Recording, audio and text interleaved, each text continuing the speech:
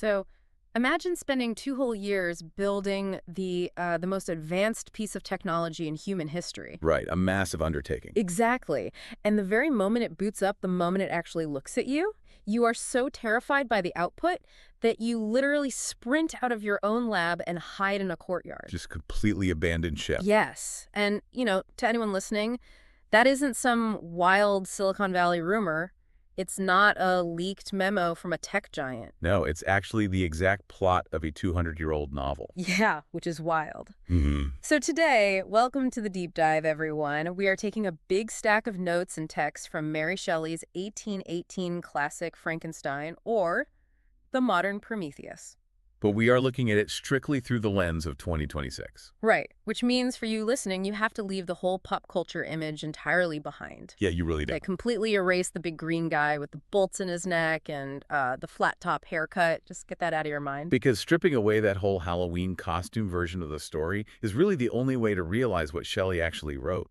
Exactly. I mean, if you read the source material today, it functions as this incredible 19th century warning label for our current tech, biotech, and AI industries. It really does. It's almost prophetic. It asks this ultimate contemporary question, right? What happens when the relentless pursuit of innovation just completely outpaces the creator's ethical responsibility? So to understand how everything goes so incredibly wrong, I feel like we first have to get into the psychology of the creator himself, Victor Frankenstein. Oh, absolutely. That's where it all starts. Because looking at the source text, his mindset is practically a blueprint for modern startup culture. Oh, for sure. He starts out studying these sort of outdated alchemists like Cornelius Agrippa and Paracelsus, but then he goes to the university in Ingolstadt. Right. That changes everything for him. Yeah, he meets Professor Waldman, and Waldman delivers this lecture on modern chemistry that just fundamentally rewrites Victor's operating system. Because Waldman's lecture is the catalyst here. He essentially preaches that modern scientists have acquired new and almost unlimited powers. Right. He says they can command the thunders of heaven, mimic the earthquake, and even mock the invisible world with its own shadows. Command the thunders of heaven.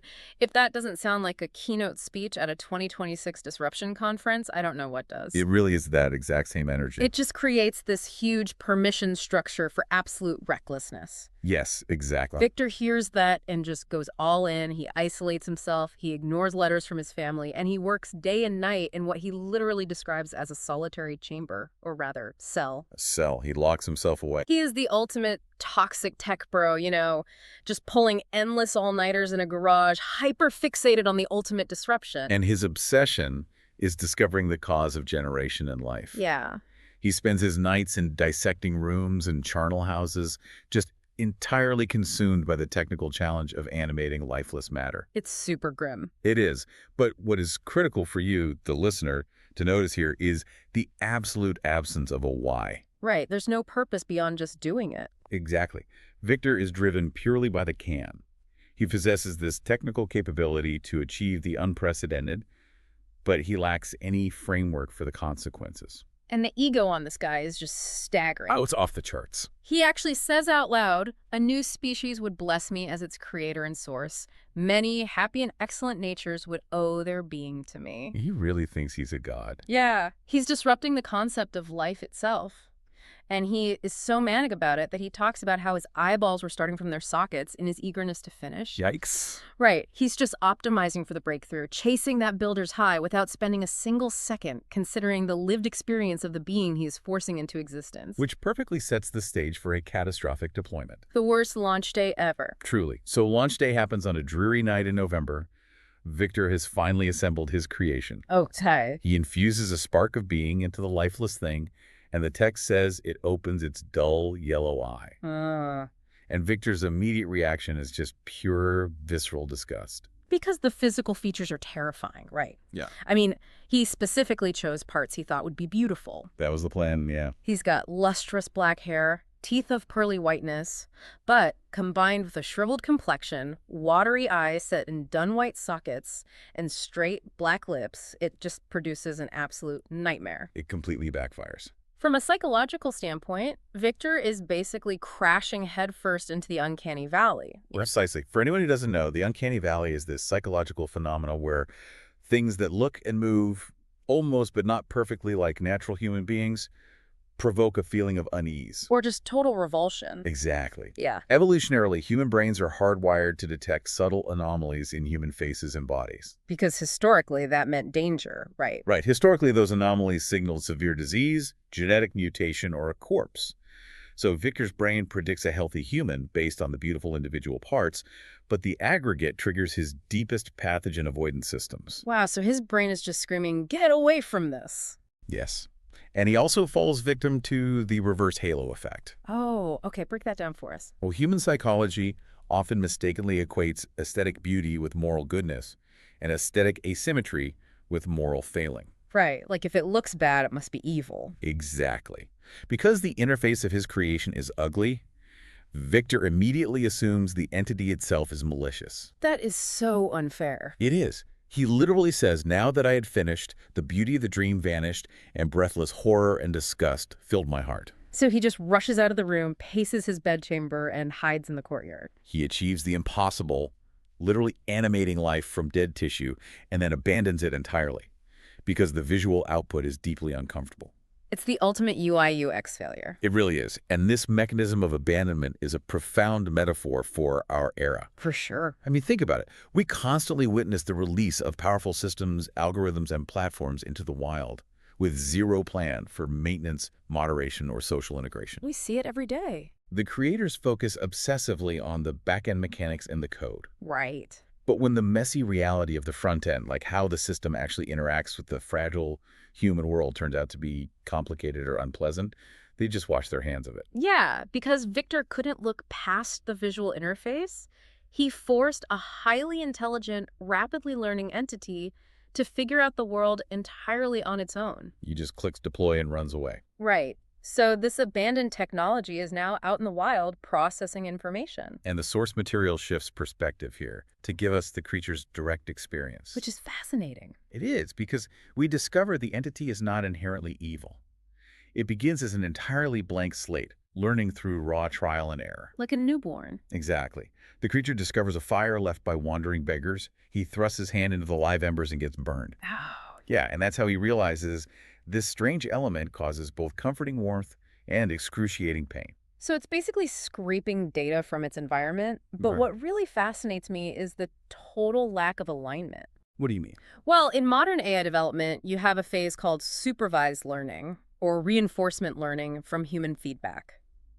Human operators provide guardrails, They tell the system what is good, bad, safe, or dangerous. Right. There are humans in the loop. Yeah.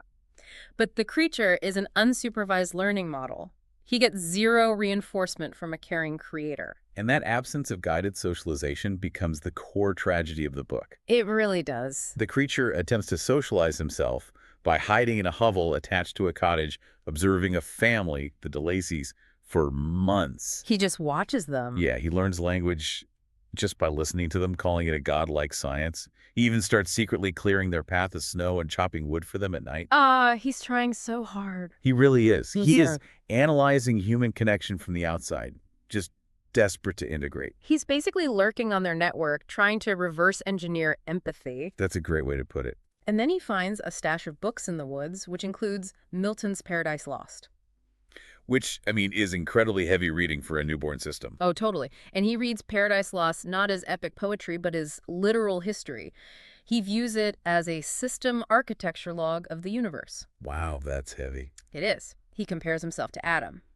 But Adam was created as a perfect entity, guarded by an omnipotent creator who actually communicated with him. Right, Adam had support. Exactly. Yeah. The creature realizes his creator fled from him in terror. He is profoundly, totally alone. He even notes that Satan is a more fitting role model, because at least Satan had fellow fallen angels to share in his rebellion. Oh man, that is heartbreaking. And his data set just keeps expanding, right? It does. He listens to the family reading human history books, absorbing centuries of laws, governments, wars, the division of property. All the dark stuff. Yeah, and he asks this striking question. He says, was man indeed at once so powerful, so virtuous and magnificent, yet so vicious and base? He's figuring us out. He's processing the absolute toxicity of human history without any filter or any emotional support to contextualize it. And the creature, clearly articulates his original nature to Victor later in the text.